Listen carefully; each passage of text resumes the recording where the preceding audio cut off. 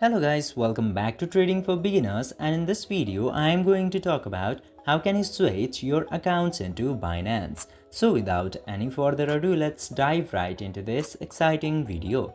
Now, in order to do that, just simply open your Binance application. And after opening the Binance application, just simply tap into your profile into the top left corner.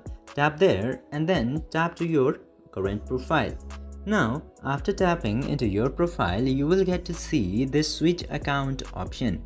Tap to switch account, and after tapping into there, you can see all of the logged in accounts into your Binance. Now just simply select the account which you would like to switch to.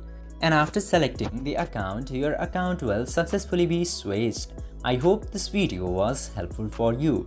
If yes, don't forget to like, share and subscribe to the channel to never miss another update. Thank you for watching the video.